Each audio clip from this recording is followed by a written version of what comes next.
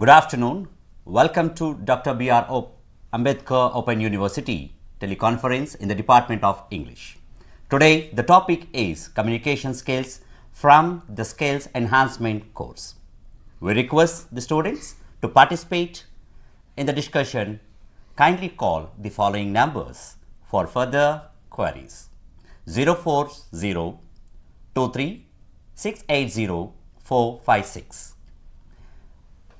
We invite eminent resource persons, Professor Rani Rajitha Madhuri, Dean, Faculty of Arts, Professor of English, to the teleconference. We welcome you, ma'am. Thank you. Now, I invite Dr. Bharati, Senior Assistant Professor, to the teleconference. We welcome you, ma'am. Thank you so much.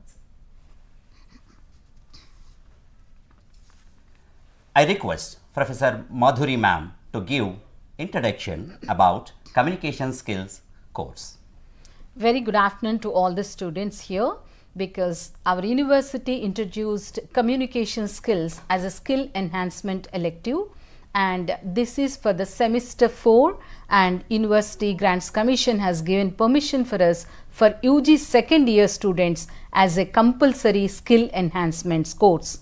National Education Policy 2020 focuses on skills and at the same time employability skills. One of the skill is communication. So based on that, we have introduced this course at the undergraduate level. Why? Because unless and until student is able to, or the learner is able to understand the concepts, at the same time they should be able to elaborate the concepts in a simple and effective manner. So we gave this introduction of communication skills at the undergraduate level courses. This course consists of it is a 2-credit course, and we have 2 blocks in this course. The first block is about understanding communication skills. What is understanding? Because it gives lot of information for us, specifically how to have a conversation or how to go about with that. The first unit, 4 units consist, the first block we have 4 units. The first unit is introduction, where we are giving the concepts, meanings and types of communication. Coming to the second unit, title, learning about skills for communication. So the question here is, what kind of communications we do, right? So the first is listening. We listen to the language, any language for that matter. It's not only English, but also it can be our mother tongue, right? For example, if we are in the Telugu states, where you are from Andhra Pradesh or Telangana, Telugu is the mother tongue, right? First, the student or the child will listen to the language. So listening is first component of communication. Whether you deliberately listen to that, or maybe the circumstances, whatever the language is exposed to the child, they will learn more than 10 to 15 languages at the age of 5, provided if they are exposed to the language, right? So the first communication skill is listening, then comes speaking, reading and writing. So these 4 components are given importance in the communication. This is again called as LSRW skills. Coming to the third unit, it is cultivating conversational skills. Students, I think you understand how conversation begins, right? So what kind of speaking, what kind of effective speaking you are going to have, and what kind of debates you are going to have, or like these discussions that we have in our day-to-day life. Maybe you are talking to your mother, your father or your friend. The conversation is a very, very informal conversation. But for example, what we are doing is a formal conversation. So how to do the conversations specifically in a language that is going to provide a job. So that is the unit 3rd, deals with all this kind of conversational skills. Coming to the 4th unit, because we are going to cover all the skills here. The first is listening, second is speaking, next is reading and writing. So we are focusing on the 4th unit on reading and writing. How to read? See, this is very important for us. If you read a newspaper, you are not going to concentrate on everything because it is a very casual reading. But if you are reading for your examination, you wanted to understand the concepts. At the same time, at the evaluation part, you are going to skim and scan. So, these are the two effective methods of reading.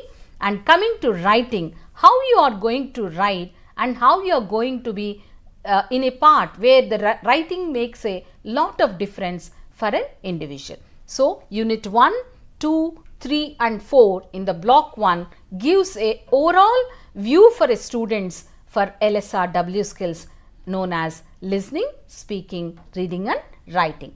Going to the next block, because if you have the textbooks in front of you, please take the textbook. I'll show the cover page as well because this is very important for a student to understand this. I think you all can see this, right?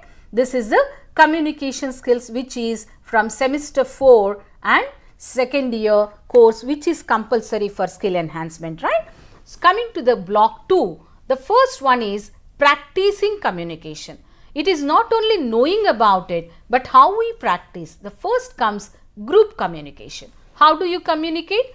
Whether the discussion, debate or maybe it can be a informal discussion as well. So, what is the ultimate idea of communication? If you are in an organization or if you are in an university or a college or in a job, you should be having a better communication. How you are communicating, what kind of group you have, or if you are doing any task is going to be in a group, then how you are going to be a leader, team leader, or if you are going to be a team member, then also communication is very important for us. So, unit 5 focuses on practicing communication. Coming to unit 6, it is persuasion, negotiation and motivation. Okay, you wanted to tell certain ideas or you wanted to convey your message in a very, very effective manner.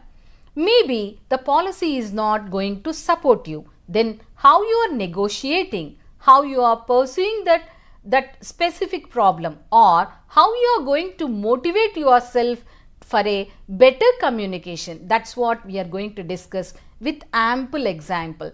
I mean, ample examples are given in the unit 6. Coming to unit 7, I am just giving a bird's eye view for this so that you all can understand while reading the textbook in front of you, or you can listen to us through our BRAOU channels, right? Coming to the unit 7, developing the skills for communication in pursuit of career. Why we are doing this kind of courses? Is there any specific need for a career? Yes, definitely. For example, if you are applying for a job, then how you write your resume or how you are going to face your interview with confidence, at the same time how effectively, maybe they can take only 3 to 4 minutes for you at the time of interview, right? How to write your resume, because now it is a cutthroat competition outside the world, but how you are going to establish your argument or give the details in a crisp manner is how you write your resume or curriculum vitae. There is a difference between CV and resume. We will be coming to know about it in course of time, right? And last but not the least is jobs, right? When you are applying for a job, you should be able to have the competence, and it is not only desiring for a good job, but whether you deserve it or not. So, how to write a resume, how to face an interview, how to move about with a team, these all are discussed in the 5, 6, 7 units, and last one is social life. What is communication in social life? How we are going to be there with our peer group, how we are going to have a one-to-one conversation. This is what we are trying to see in the last unit of the course, that is communication skills in social life. Thank you, Dr. Divakar, for a wonderful introduction of me. At the same time, my dear students, I want to go to the course. I want you to open the course and see that, so that it will be easy for you to understand and the practice as well. Thank you. Thank you, ma'am. Thank you, Madhuri, ma'am. I want to ask you a question like, can you give a bird eye view on communication skills? Yes. Thank you. Thank you, Divakar, for this wonderful question, because we are setting the tone why communication skills are required. The basic question will say, how do we communicate, right? The first question is, how we are communicating the moment we are born? This is a simple question. We start crying, right? Crying is a communication stating like the kid is alive, right? The first communication we do in our life is the moment we come out of the the womb of the mother, we cry. That's the first communication. Second is we start moving our hands, legs, and we start crying. These are all laughing as well. That is also a communication.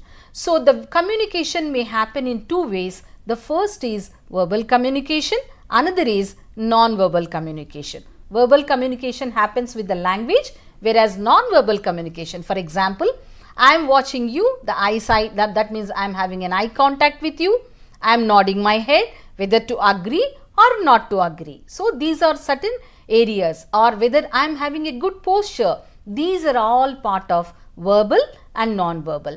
Coming to this unit specifically, we are focusing on reflecting, clarifying and summarizing. It is not at personal level that we are trying to see, but how to communicate in a professional level. So this is what we do in our communication skills introduction. We are trying to see from verbal, non-verbal and all other communication skills are required, right? Yeah, thank you. Thank you, ma'am. Bharati ma'am, can you expand what is a communication skills? Communication skill refers to conversation, having conversation between two different people.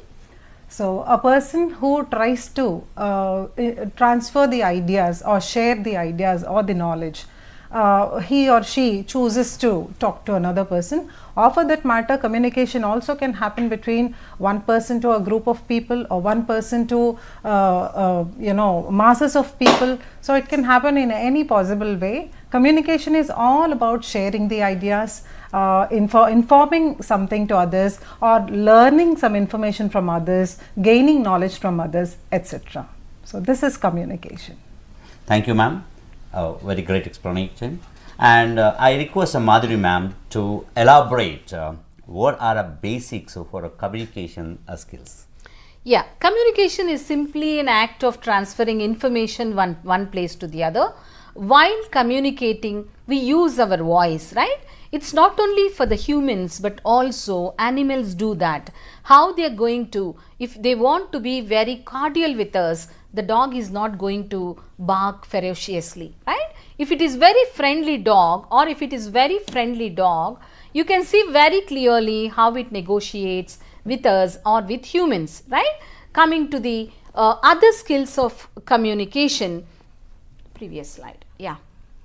The ability to speak and how you listen effectively is also part of it, right? Working well in groups and many other skills are also coming as a part of it. Second, coming to the interpersonal skills. What is this interpersonal skill? How we are going to see interpersonal skills specifically in the life, right? So it is not about that overnight we understand life skills or we learn life skills. It comes from our childhood, it comes from our school, it comes from our different environments that we are growing, the food that we eat, the clothing that we wear, the environment, all will define our interpersonal skills. For example, developing strong interpersonal skills specifically in professional and personal life. If you are having good interpersonal skills in your personal life, you will always have lot of friends and you know where to draw the line properly, right? When you have interpersonal skills in professional way, then what is the benefit of it? Specifically when you are working with in a working environment, seek this generally with other staff, you want to have a strong interpersonal skills, because with your colleagues, with your customers or with your clients, if depending on the sector that you are working, you need to have interpersonal skills. For example, if you walk inside a bank, I am just giving some example of our day-to-day life. because we are all required bank. Maybe we are doing online things, online banking we are doing. But if required something in a bank, the moment we go inside, the personal relationship manager will be there. They will ask you, sir, what do you want? Or madam, do you want to apply for any loan?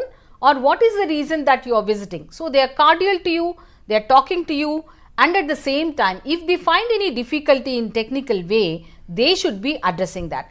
If they are good, or if they are cordial with the customers, definitely that's going to be a benefit for the specifically for the organization, right? And verbal communication is something which is very, very important for our interpersonal skills. The words that we use, the vocabulary that we use, and non-verbal communication. Whether if you are pleasant and talking to them in a pleasant way, in a very simple and straight manner, these are all coming under verbal, right? Second thing is gestures. You are asking them to sit. Kindly sit, sir. What is that I can do for you? See, verbally and non-verbally, both you are doing that. That is very important when it comes to the, whether it can be in the university, because we are in the university, and specifically I am very proud to say the Open University serves all the people. We are always open to that. This can be an organization coming to, maybe it can be in any sector, whether it can be in a government sector, or it can be in a bank, or it can be in any part of workplace. We need lot of interpersonal skills. Coming to negotiation. See, every organization will have some problem. How to negotiate with that problem?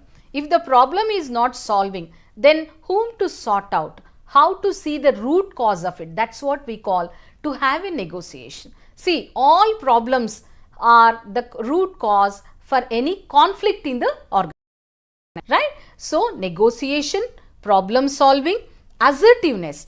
There is no need to argue, but there is a need for a negotiation. There is always important for have a conversation or a discussion point of view where you can put your point, agree to disagree. That's what interpersonal speaks focuses on. Coming to one more example, I'll tell you. Maybe the institution is very hostile, or the negotiations are not happening the way you expected. Then how you are going to rise up to the level and solve the problem, that is also one very important skill for institution, as well as if you are in a team, it is a teamwork that we can go about for the negotiation and come for the dialogue. Dialogue is needed. For example, I am just taking, because right now we are in the, we have a conflict with our neighbors, Pakistan and India. We are having a negotiation. This word is very important for us. Of course, we have the problem, but how we are negotiating with the leaders, with the political level, economic level, and at the same time socio-cultural level. So, negotiating with a team, starting with an individual, going for the organization, or at the national level, problem solving needs discussion, ideas, exchange of an idea, and negotiation. This is what we call interpersonal skills. Thank you, ma'am. Thank you, Madhuri, ma'am. Bharati, ma'am, could you explain essentially that what is opening course? When we start any particular conversation, usually that should be meaningful and it should add value to the group discussion. Yes. It might be group discussion, or it might be a debate, or it might be some regular role play or some normal conversation. It needs to add value, and also it should escalate to the next point and make us fall into the flow of the discussion, and also it should lead to a proper conclusion. So, opening course always gives a direction as to how to move ahead with the conversation. So, that is what we name as open course. Thank you, ma'am. Thank you for that. Madhuri, ma'am, can we get more details what is like verbal communication? Okay. Yeah, that's what we are trying to see from the first, like, because verbal communication includes lot of things relating to LSRW, listening, speaking, reading and writing, because unless we listen to the other person, we may not be able to do the same kind of reciprocation may not be there. So, the clarity of speech is important, and at the same time, if you are not listening properly or you are missing something in that, then comes the communication gap, right? Verbal communication needs lot of listening. Unless we listen, we may not be able to speak, or we may not be able to answer. Next comes reading and writing in communication, right? What exactly reading and writing? When it comes to reading, what kind of reading you do? Go for the next one.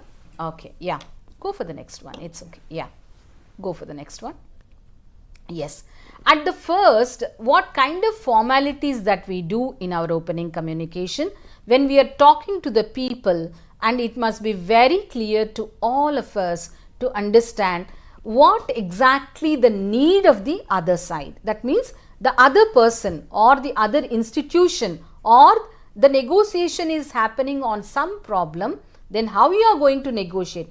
Is it orally or is it in a written form? If you are writing, documentation is very important, right? If you are speaking to them, the conversation should always be open. That means you are not going to start with a negative negotiation, but we are starting at a place where it should be a win-win situation. That's what we call. So a friendly disposition and smiling face makes more, an encouragement for the others. Or if you keep a very blank face, you don't want to have any conversation, then the other person may not be able to communicate with you. That's what we call, we should be having an open communication, and at the same time you should reinforce. What is reinforcement? For example, now I am not able to see you, right? This is all something relating to the online classes, or because after the COVID, before the COVID, the education system has completely changed for us, right? No more I am going to see you in front of me. My classroom is not 40 to 60 people, but it is something about dynamics where you are listening from any part of India or any part of the world for that matter, right? So I am trying to see the camera, and how I am going to reinforce myself whether you are listening to me or not. That's the reason we always make in an academic assignments some kind of questions that we'll be asking, encouraging others to participate. For example, can you give a call to me right now so that I can, whatever the query you have, whether it can be from the course or from the other, I will be able to, support your argument, or I will be able to give some more information for you. These are some of the points that we always have to keep in our mind. Next one is how you are going to, as I rightly pointed out, starting with reading and then you write, right? So when it comes to listening, speaking, reading, writing, listening also happens in two ways. For example, if you are listening attentively, something is interesting for you, it is active listening. When you go for a movie, you don't watch it for 10 times. You just watch it for once, but you still remember the protagonist, specifically the hero or the heroine or the landscape very clearly, right? Why? Because you are actively listening to that. You are keeping all your senses. At the same time, you are enjoying the movie, right? Or you are watching a cricket match, right? Cricket is something like a religion for us in India. So every moment you wanted to capture. So you are attentively listening to that. Active listening. That's what we call active listening. What is passive listening? You will be listening but without any attention to that. So these are certain kinds of listening. Active listening and passive listening. But all the time it is important, or there is a difference between listening and hearing. I'll give one example for that. If you are listening to the lecture, you are giving an attention to that, right? Of course, if you listen to the news, you just hear to the news, right? You hear to that. You are not paying attention to that. There is a difference between listening and hearing. We hear to news, we listen to lecture. Lecture needs a detail. Lecture needs an attention, whereas hearing don't need an attention. We may call it as a passive listening. When it comes to active listening, you are putting your mind, you are listening to that actively, consciously as well. So these are the parts of effective listening and active listening. Thank you, ma'am. Very detailed you explained to the students. Thank you very much, ma'am. Bharati, ma'am. Yes. Please let the students know very detailedly about like reinforcement. Reinforcement has already been discussed, yet I would wish to give a few points about that, sir. When we usually converse with somebody, we also not only we just talk, but we also use our gestures. We change our posture. Sometimes we become silent. Sometimes we become slightly higher in our pitch and tone and modulation. We try to change our intonation. So we stress over certain things and we don't stress over certain things. So all these paralinguistic elements that we are adding to regular conversation is something you can name as reinforcements. For instance, if somebody wants to say yes, if they are very positive about something, they would say yes. But if they are not very positive about it, they might say yes. The voice changes, the modulation changes. Similarly, if somebody is happy, and you can see my hands, if it is possible, I am clasping my hands, I am giving a reinforcement on the thought of me being very nervous at this point of time. If I am clasping, I am trying to tell people that I am very friendly. If my hands are very open, I am very friendly. And I am trying to scratch my forehead, I am trying to tell people that I am thinking about something. I am trying to create some situation and give them a clear picture about it. So every body language related element also reinforces our communication, and it is quite subconscious. It is not even conscious sometimes, but there is a way that we can definitely have a training on our own body language. We can subconsciously develop a very good positive body language while conversing, which brings us the desired results in a conversation. So that is what we name as reinforcement, sir. Thank you. Thank you, ma'am. Thank you for your detailed explanation. And Madhuri, ma'am, as you have explained about us listening skills, we want to know a very brief note about effective listening. Okay. Effective listening needs a lot of components are there in that. First, specifically, when you are listening, as I said already, active listening and passive listening. Active listening needs communication, clear communication. When it comes to passive listening, you may not be paying any notice to the, or you may not be alert towards certain kinds of information. That becomes a passive listening. Or are you prepared for the listening? That is the first question. If something is interesting for us, then we wanted to listen to that, right? The preparedness is very important in active listening. If you are not prepared, if you are reluctant to that, or the conversation is not interesting for you, then definitely you become a passive listener. Like your body present, mind absent. That's what we call. In an active listening, you are listening with more attention. In passive listening, you are just listening, that's all. So preparedness for listening something is also very important. Avoiding distractions. For example, right now you are in mid of the traffic, but still you are wanted to talk in the mobile. This is something which is very alarming for all of us, right? You should be taking your vehicle and stopping somewhere, and you should talk to them. But at the same time, what the people are doing a mistake here is they are talking and they are driving. That leads to, there is a lot of accidents happens because of that. So if you want to listen something or pay an attention, you must be able to concentrate on that. I'll give one more example. At the time of festival, in our own towns and the places, in our own residential areas, lot of loudspeakers will be there, right?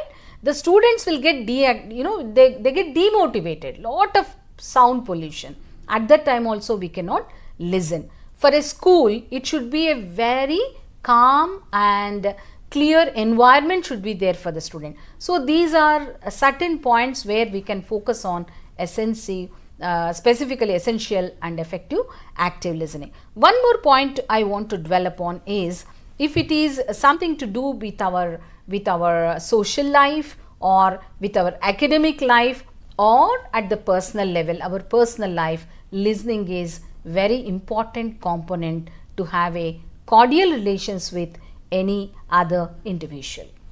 Thank you, ma'am. Thank you for that one. Bharati, ma'am, a very general question saying that active listening, does it play any important role to the student in their academics? Yes. If it is active listening you are talking about, sir, definitely it plays an important role, because when we are listening to somebody, we tend to judge people and not really focus on listening most of the time. Like there is a lecture going on, some students are intelligent, so they already know what exactly is being taught, so they might not be very active. On the other hand, we see some students who are not really doing very well in the class might have the problem of not understanding what exactly is being explained in the classroom. Therefore, they might turn out to be passive listeners. So, either way, it is going to be a problematic situation in an academic setting. Therefore, there is a need that absolutely focused listening, like how ma'am already said, I am trying to reiterate the same thing. So, showing interest in the conversation or in the concept and, reflecting on it, and coming up with some queries, and these things would definitely, and not being judgmental towards what exactly being explained to them. These things actually make active listening very important for students, especially in an academic setting. So that's what I would talk about. Adding up to what Dr. Bharati, I want to give more information specifically when you are attentive in the classroom, because we are trying to see this from a learner's point of view, from the education point of view. For the student, if they are listening properly, half of the concepts are clear to them. As rightly pointed out by Divakar, in general listening is important, but in our classrooms, whether it can be at school level, or college, or in the university, it is very important for us, because unless you listen, we may not be able to understand, analyze, or maybe we cannot go for logical explanation of it. This is what Bloom's taxonomy specific about teaching and learning methods. We start with understanding, then we go on with the analysis. It's about information, understanding information, then we are going to see analysis, then there is a logic or not, and the pinnacle of it is creativity. So, if the student is unable to understand the basics of the concepts, or if they are unable to move towards analysis or logical reasoning, logic and reasoning is very important.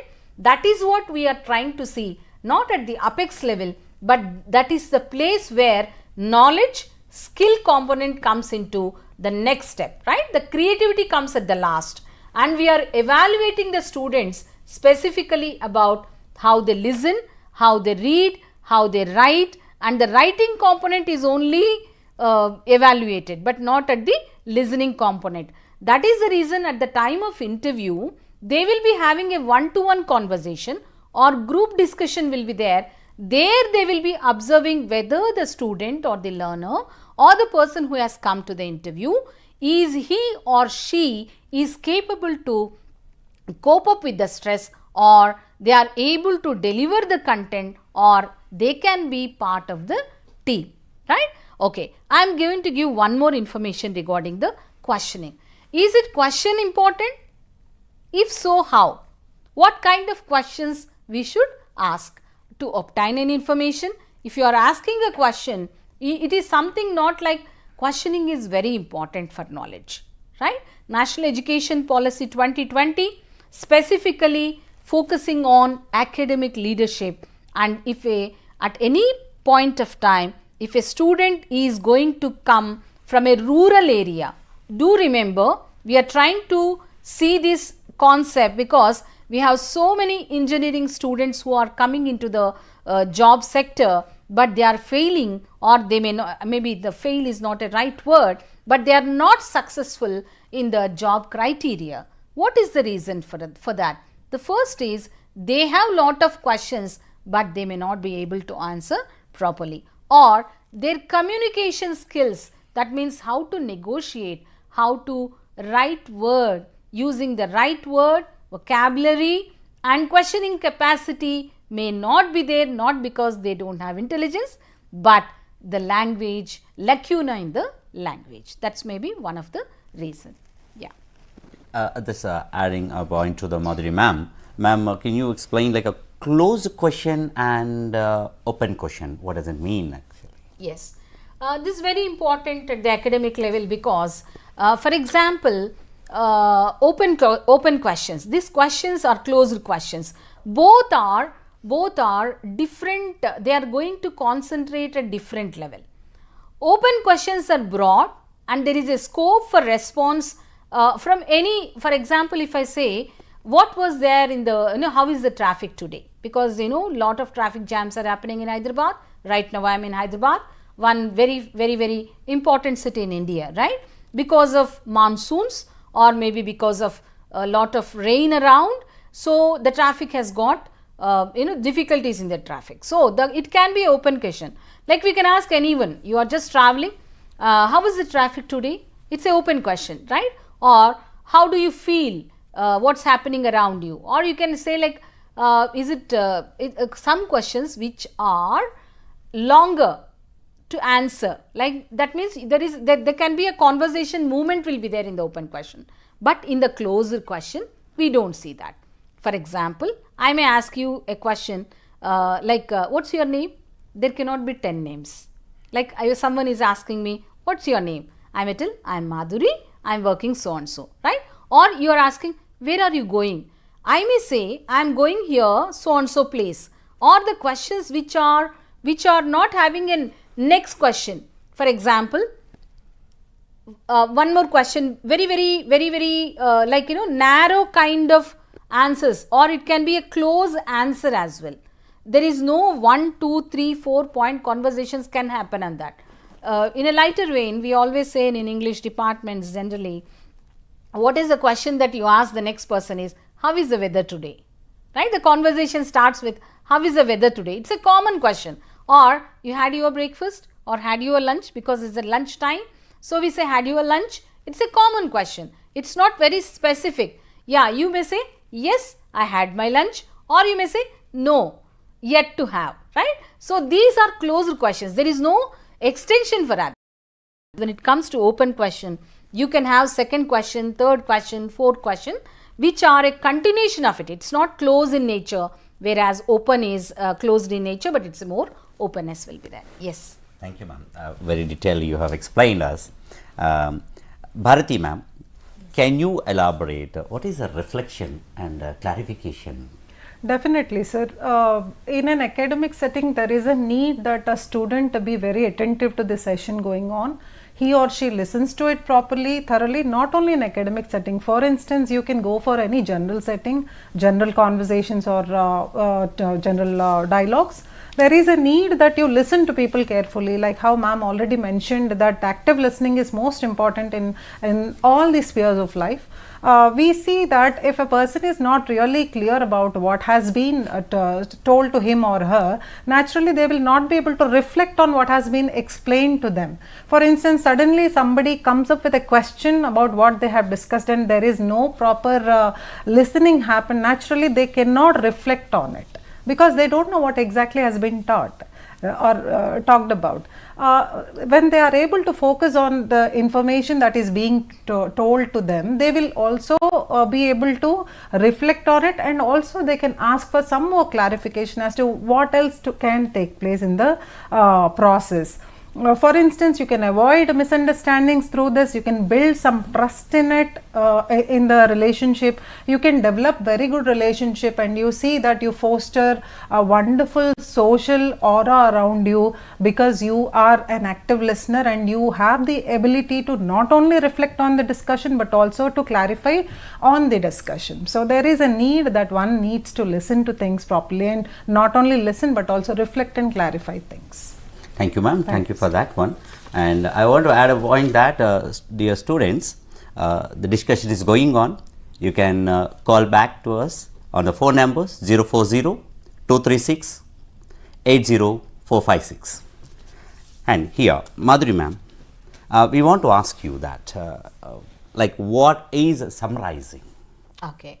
So at the time of drafting, or when you are trying to have a conversation, it can be in the verbal or non-verbal, or it can be verbal and non-verbal as well. When we said it is active listening, you are listening to that, you are reciprocating to the answer, or you are giving an explanation to that, and in the end we give summarize, right? How you are going to have a main points. For example, I'll take one example in our own classroom.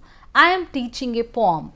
So I give an introduction about the author, and I am going with the poem. I read the poem, then I am giving the keywords. I am trying to explain. First I recite the poem, then I go on with some explanations. I give a critical point of view, and then I summarize by stating these are some points which are very important for us, or take home points for us, specifically the poem, the poet, and what kind of writing he is giving, what is the idea behind that. Is it a romantic poetry or is it metaphysical poetry? Every poem has got a meaning for that, and every poem gives a message to that. So, introduction of the author, introduction of the historical perspective, because 16th century writers are different from 17th century, or very modern post-colonial writers are different from the the previous writers. So, what kind of geographical situations, what is a historical perspective? I give lot of information to them, and finally I summarize by giving the purpose of reflecting is summary. Please do remember, we are doing it not just as an academic exercise, but we are trying to understand the philosophy of life by that lesson. That's what happened in our classrooms. What is this classroom dynamic, you may ask me? Ma'am, they are listening to us. When the classroom becomes dynamic, this is the first thing that we should be able to. When the teacher or the person, the facilitator is engaging the listener in the classroom, then the classroom becomes dynamic. So, we give some information or we give the concepts to them, and then we go about understanding that, reflecting on what it is there, and as rightly pointed out by Dr. Bharati, we always come back to the last point where we say what is that you are trying to get, or what kind of knowledge you gain, and what do you think about the half an hour listening that you are doing. Then the student will be coming up with their own understanding, and they give a small kind of information to us that gives a very clear picture of the summarizing, or what kind of summarizing that we are doing with the classroom as well as with the topic. Thank you, ma'am. Thank you, Madhuri ma'am. Bharati ma'am. Yes, sir. Can you please clarify a note of effective speaking? Effective speaking, when I have to really talk about, sir, for instance, somebody is having a very bad mood, and he or she is trying to talk to others, and others do not understand exactly why this person is unable to convey the message properly. So, we realize that the barrier of psychologically being not very active is playing a role there. So, the person did not effectively be able to speak, and the other person did not really get the information properly. So, what is the end result of any particular communication? It should be a successful data transfer, at the same time the reciprocation. These two things are missing, naturally the communication is not effective enough.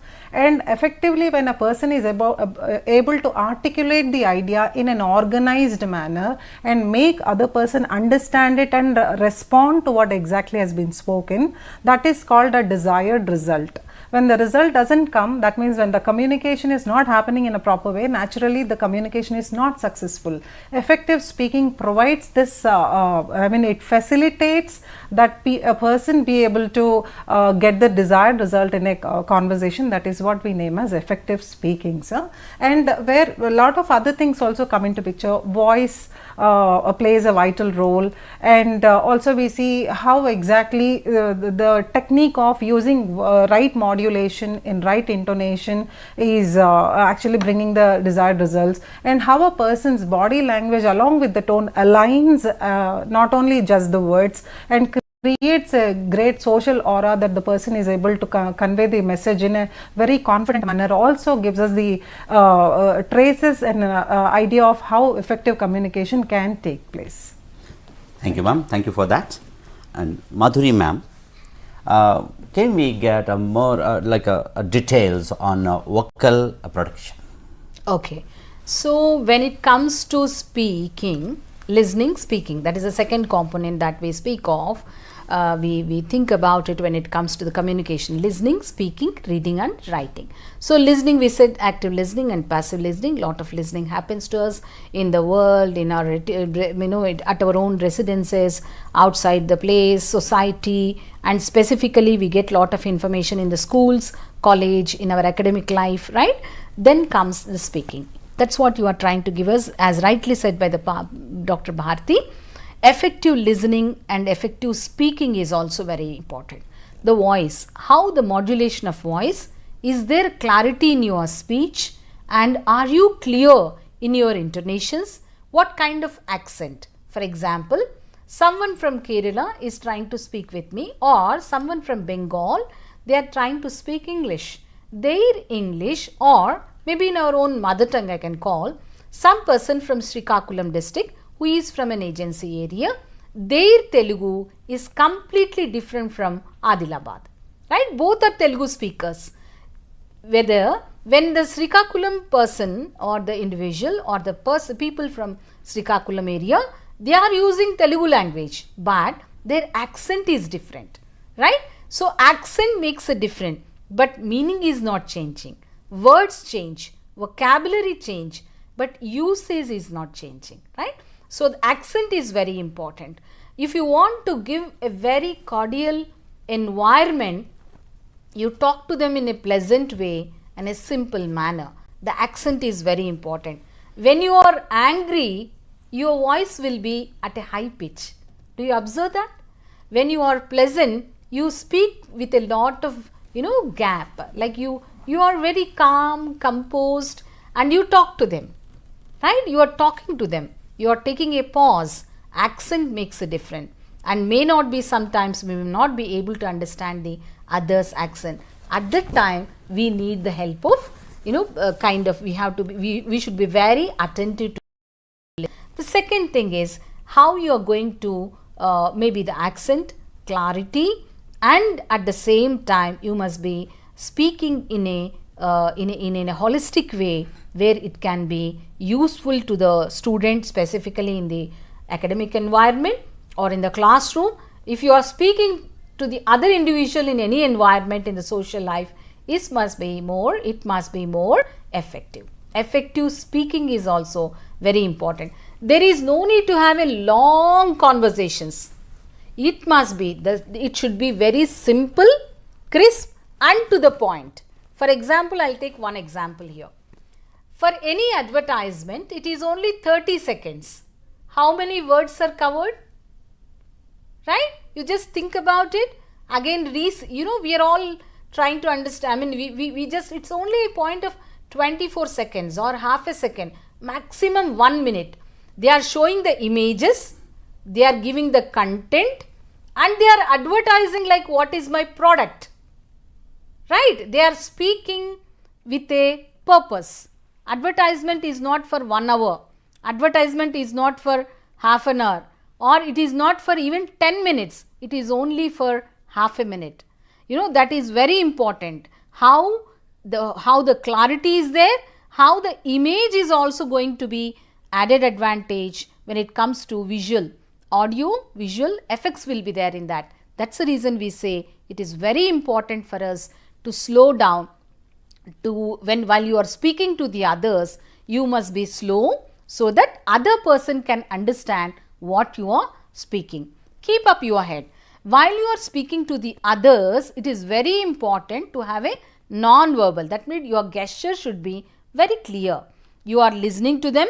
That must be giving an assurance to the other person, or reinforcements to the other person, like, okay, the person is listening to me. Then the other person also responds in a proper way. Last but not the least is pause. Why do you pause? Because pause is important for us. Without the pause, we can't even breathe, right? I am talking to you, I am taking, inhale and exhale is happening, but pause is required because that gives a clarity of the tone, with what intention you are speaking, and what kind of knowledge transfer is happening. This is all important in the effective speaking, specifically when it comes to the classroom environment. We are more worried about the classroom because It is about the academic skill orientation. Thank you, ma'am. Adding the point to you on, pause works a lot of that even. And vocal productions, you have said very nicely, the clarity of voice and everything. Ma'am, Bharati ma'am, I want to ask you that clearly, a brief note on non-verbal communication. Yeah, definitely, sir. Non-verbal language plays a vital role. There is a statistics, if we come across, only 8 to 10% of our words usually communicate, and 40% of our communication happens through non-verbal gestures. And rest of the thing happens through the paralinguistic elements, like how I earlier mentioned and ma'am also mentioned, it happens through the intonation and other things. However, coming to this non-verbal language and communication, we have to really be mindful of how subconsciously we are behaving anywhere during our conversations, during our discussions. For instance, somebody is extremely nervous, he or she might have the habit of biting the nails. You know, they have some money change in their pocket, or they have some I can say these keys they have in their pockets, so they start clinging them subconsciously. Sometimes they might shaking their legs, you know, nodding, swinging, swaying. So all these are called as nervous mannerism. Somebody might have their hand in their hair, and you know, they try to twist their own hair, and not realizing all these things. People do a lot of communication, do participate in a lot of communication through their non-verbal gestures. In an interview, for instance, if somebody is behaving in this way, not realizing that their body is talking more to the HR, the human resource person who is interviewing the person, the interviewee might not realize that he or she is already communicating with the HR because due to their own body language. So this non-verbal language plays a vital role in any sort of communication. So there is a need that we train ourselves in our own behavior. If we see any great leaders, for instance, be it the national leaders or local leaders, anybody, they train themselves, they become conscious about their own body. So how are they keeping their body when they are giving speeches? We can observe. Somebody might have an open hand telling that I am a very friendly person. Somebody might have a folded hands where they are giving a sense that they are not open to the questions. So anything and everything we are doing, sometimes our silence speaks a lot. When we are very silent, we are giving the other people some sense that we are angry, or we are disappointed, or we are happy with the decision, so we are half agreeing with the decision, or sometimes it could be anything else. So including silence, be it anything, be it a gesture or a posture or an eye contact or a handshake, or it could be anything, not only verbally with words but also non-verbally also we speak to people a lot. So this is about non-verbal communications. Adding up to what Dr. Bharati was trying to give an information regarding non-verbal communication, verbal communication is only 40 to 45%. Non-verbal communication plays a vital role in our lives. The moment we are born, we start communicating with our parents, with our mother by two things. One is when we are hungry, we cry. When we are happy, we smile. That's the first communication we do non-verbally, right? Children are the best communicators. And then we come to our normal life. When you are talking to the others, as rightly pointed out by Dr. Bharati, the gestures, the body language, the eye contact, and at the same time, it shows your confidence level, right? Are you comfortable? Are you comfortable with the environment? Are you comfortable with yourself?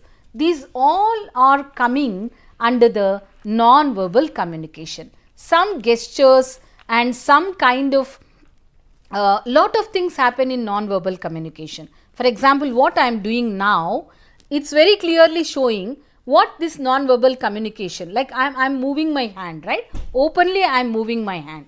It is defining a statement. For example, when I said this is a body gesture, then the posture that I am sitting, that shows like I am confident.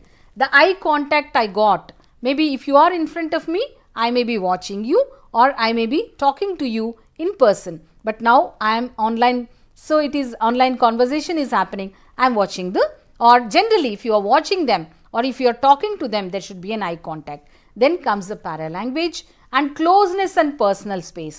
If you are very close to your parents, or generally we are close with our family people, that is what we call proximity, right? In the general places, the space and voice matters. This is also one thing.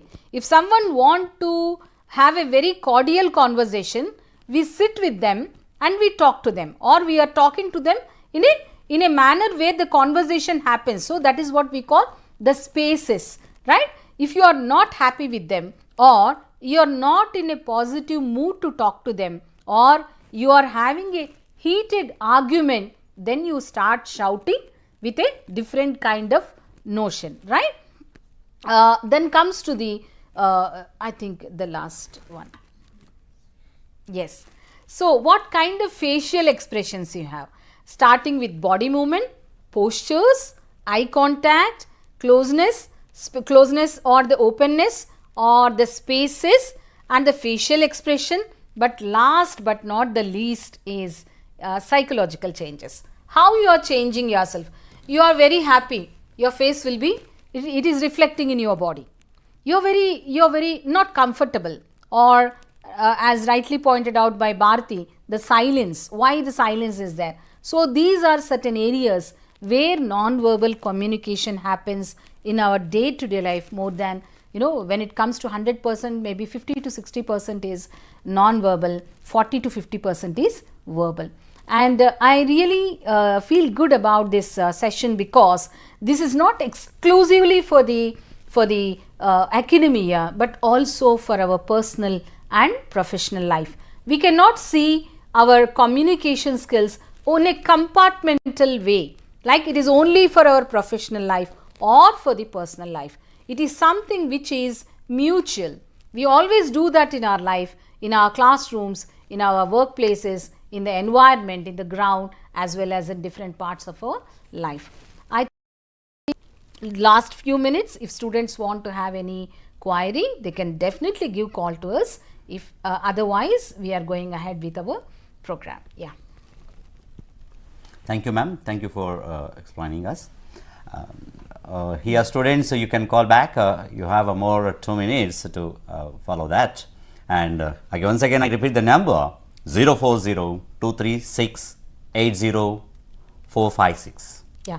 Thank you, Divakar, for this wonderful information that you gave to the learners and the students here. I'm just giving the gist of what happened for us from the last 1 hour. We started with the 4th semester course, Communication Skills, Skill Enhancement elective course, where we started with communication, why communication is important, what is the importance of listening, speaking, reading and writing. This comes under the verbal communication. Documentation happens with this only, and coming to the other side of the communication is non-verbal communication. We gave a holistic approach of communication in both the forms. One is verbal, another is non-verbal. Trust you enjoyed this, and it will be a learning experience for all of us. Thank you. We thank you once again to our Rani, Rajitha, Madhuri ma'am and Dr. K. Bharati ma'am. Thank you, ma'am. Thank you. Thank you so much, Divakar, because the conversation went on very well.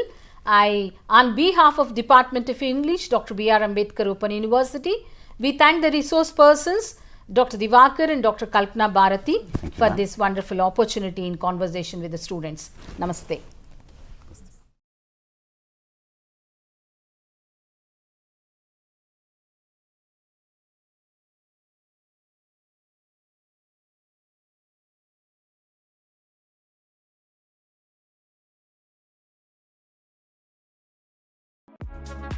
ఆరోగ్య మిత్ర.